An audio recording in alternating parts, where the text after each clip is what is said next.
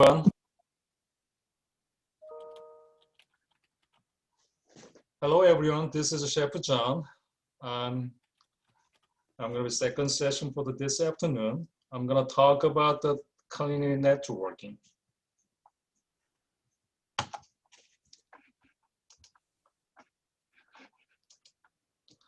All right. What is the networking? Definition here that action or a process of interacting with others to exchange information and develop the professional or social contacts. All right. The networking is really important these days, as you know. And what I'm going to talk about today is street food networking.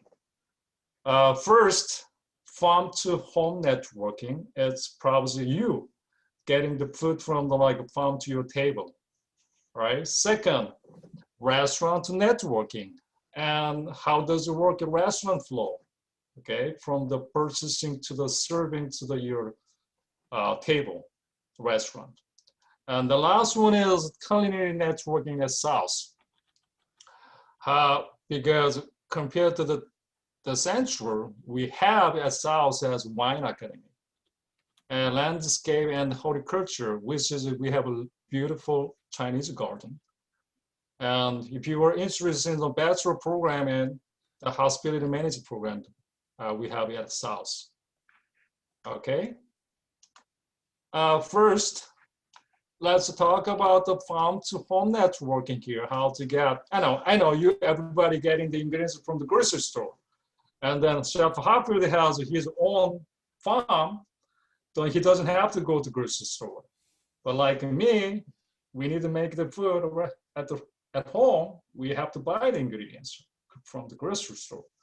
So here, as you can see, farm, and then growing the vegetables or the chicken or eggs and everything they're producing here, and then packaging and processing. After this, the distribution. And distribution later one is a retail grocery store. This is we gonna go and then get the ingredients, right? So the reasons I'm talking about this is a basic networking at home, but we didn't even think about where we're gonna get it from from the farm, how this is gonna make it, yeah? Because of pandemic, I think it's a lot of people worry about the food, right? Suddenly they're growing their food in their own garden, right? So I think this is really basic, but trying to understand in kind of the cycle. Move on next. Let's check out the quiz here. The reason I created this food quizzes, I'm trying to a little bit on kind of interact with you guys. So everybody know them like a chat room, right? And then I have some questions prepared for the 5 questions. So please answer A or B or C or D. Everybody got that? Okay, it's not that difficult question, guys. So it's a simple question. So it might be a difficult question for you, but all right, just kind of relaxation here. All right, the food quiz number 1. Tomato is A, fruit, B, vegetable, C, herb. What's gonna be answer here that? Jenny got an A. Okay, everybody got that A, fruit. Oh my goodness, you guys are great here. I love that. All right. Tomatoes are actually fruit, but as like in restaurant business, as as a chef, we consider it as vegetables. Okay, so some people, okay, Ervin answer for the B, and it's not a wrong answer. Okay, I'm not gonna mark it as wrong. Okay. All right, move on to the next question here. Number 2 question here. Calzone sounds like, kind of type of the what? A, potato. B, peach. C, pizza. All right, everybody seems like got the C. I think everybody loves this calzone, right? It's a big, kind of like a big, for me, it's like a big dumplings. Okay, stuffing in the pizza stuffing there. Okay, you can stuffing anything you want. All right, move on to the next quiz here.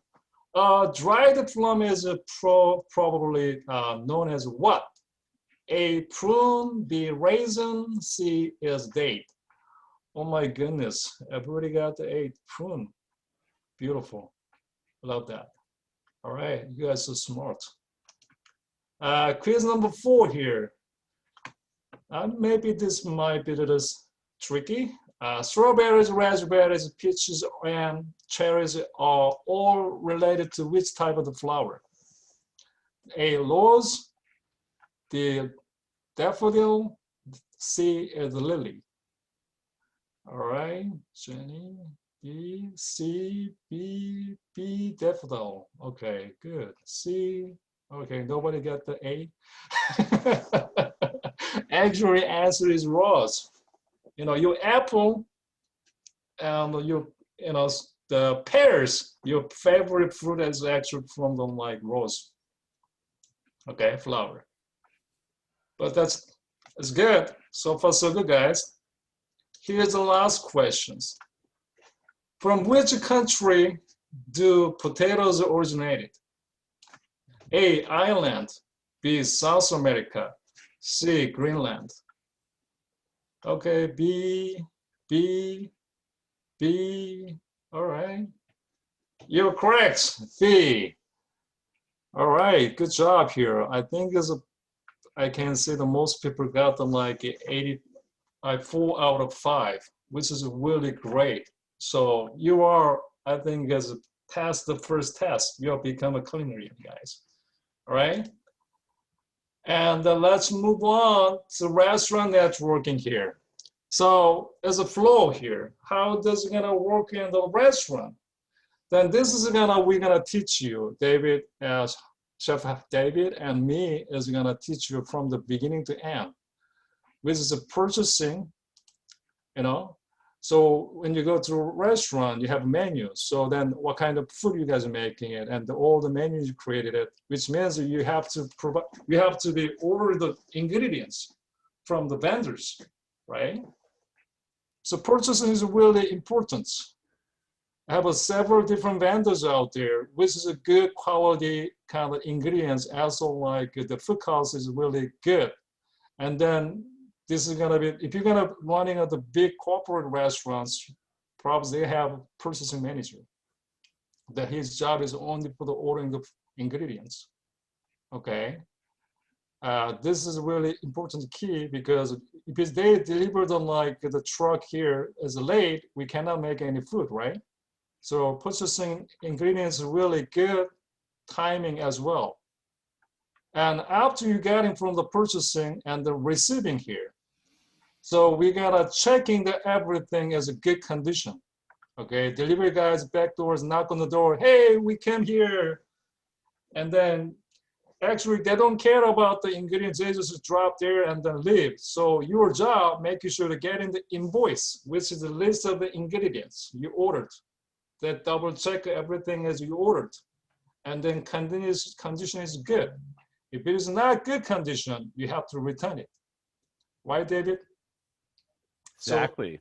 So, yeah, he just did them like I ordered the bean sprouts and then frozen, and then also like some of the ingredients was not, we ordered a small amount, but somehow they delivered the large amount. Then we gotta return it. If you're not returning it, guess what?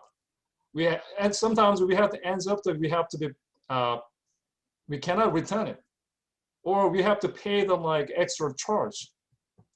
Okay, because everything is not related to money. They have to like bring back to the pick it up the ingredients. They have to drive the gas, right? So that's gonna be really important, checking it or receiving it. After receiving it, and then you're gonna store in here. The storing how? So we call the hazard plan, which is a hazard analysis, the critical control point, which means like the vegetable should be away from the chicken. You can see chicken here on the bottom, all right? Then ground meat, the beef here, and then fish on top, and all the top is like vegetables. Why we needed this? Because the cross-contamination, which should be like making safe ingredients. So we have to be, everybody's aware of this.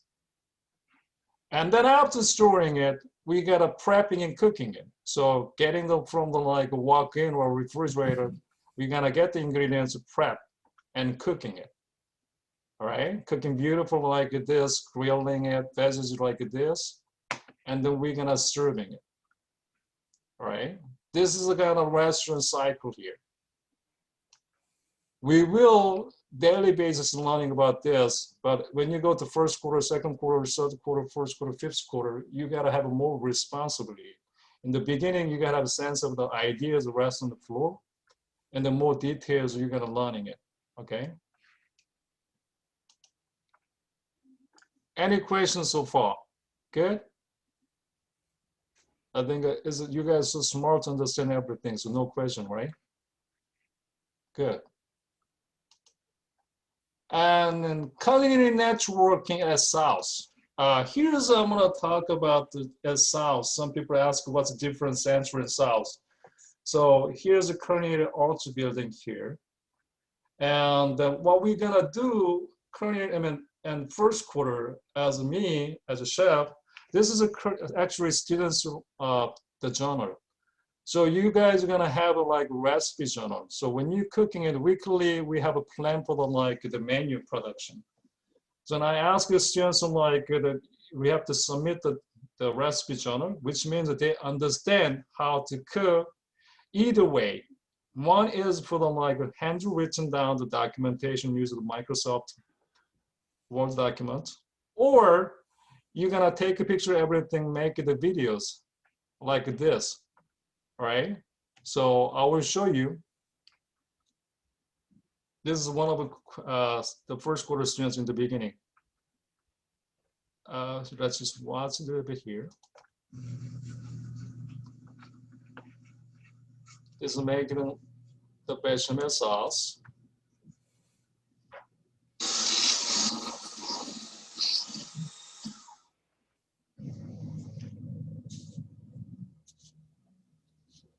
I'm really scared right now. I don't know what's going to happen. It's taken everything I have not to peek into the oven. So let's see.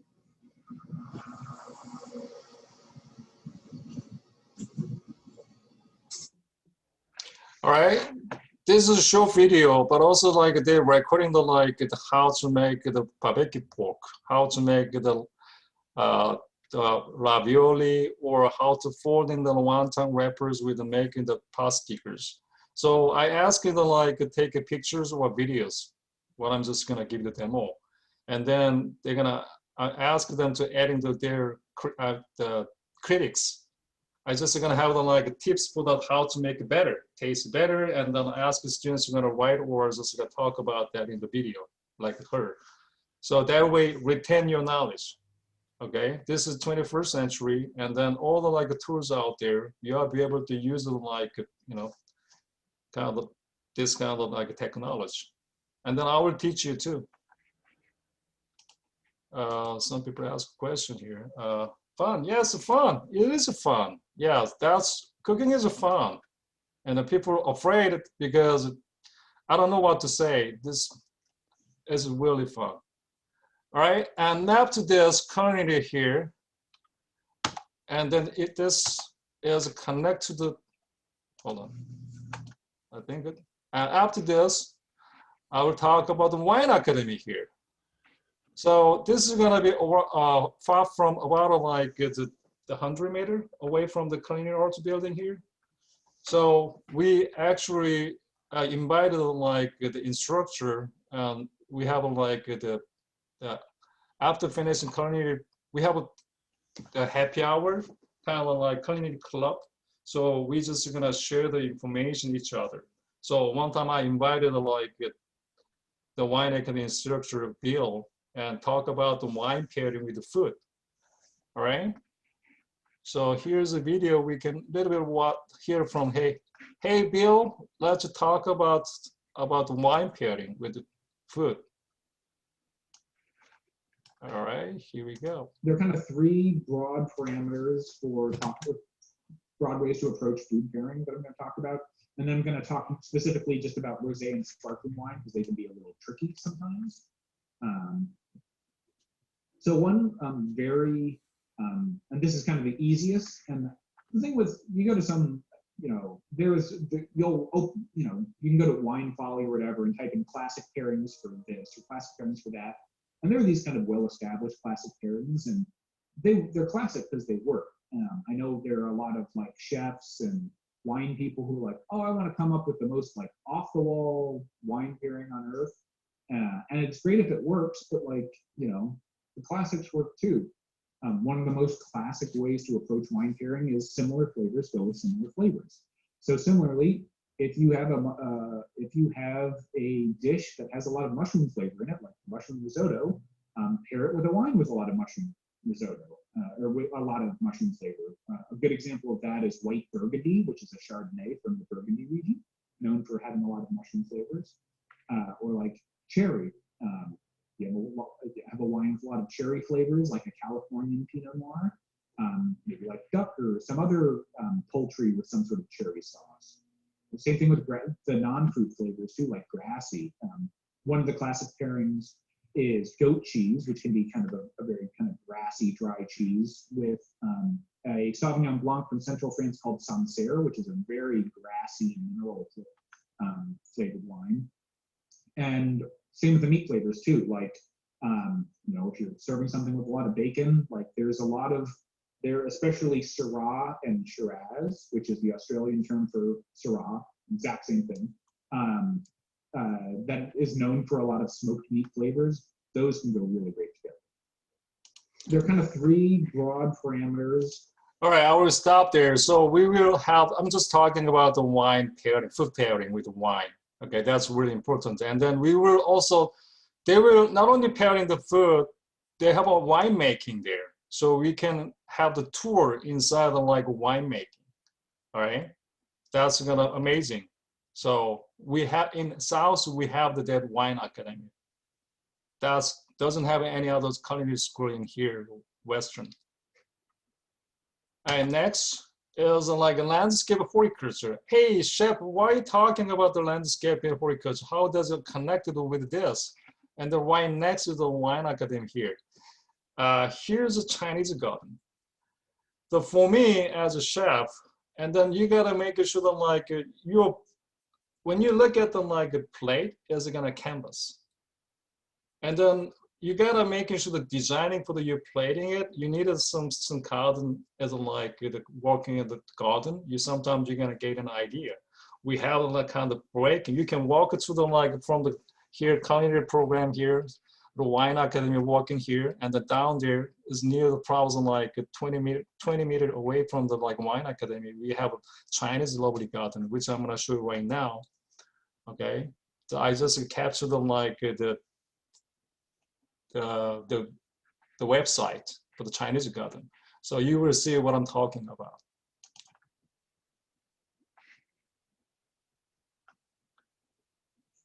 So this is guiding to the like China. So this is kind of shooting from the top.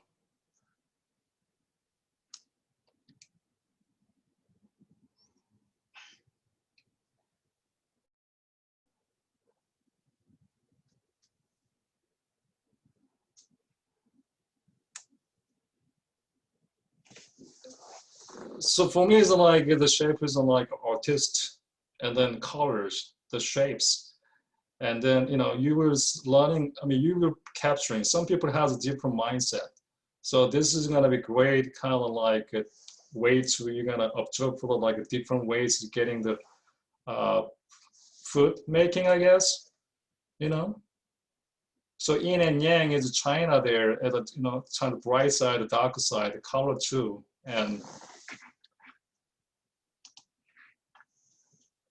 Right, so the last one here, the Chinese, after this, the last one we're gonna talk about, I'm gonna add in here the hospitality management here, right?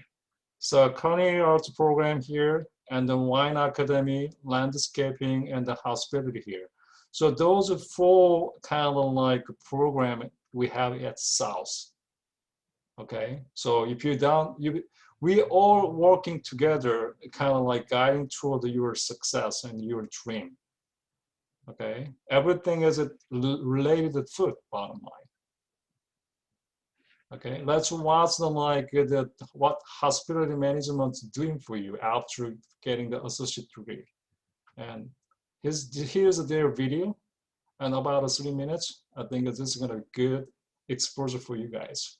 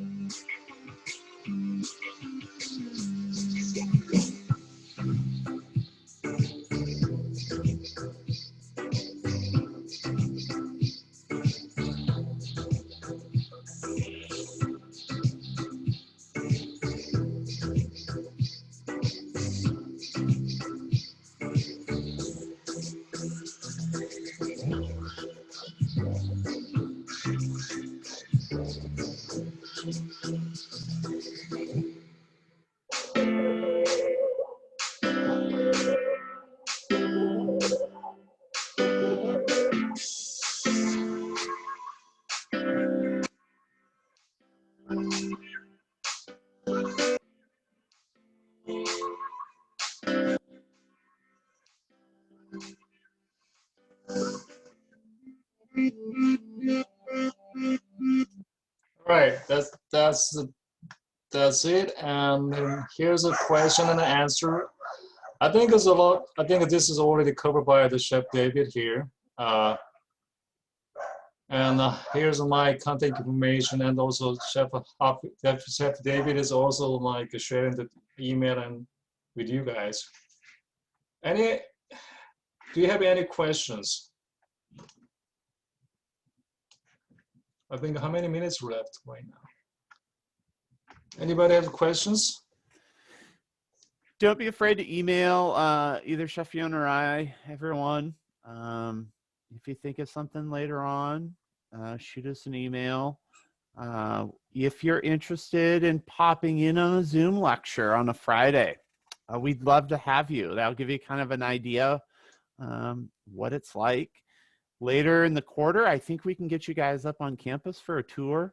Right now, we're still kind of on lockdown because of COVID, but I think things will get better towards the end of spring. So look forward to that. We would love to get you up on campus and give you a tour of our kitchens.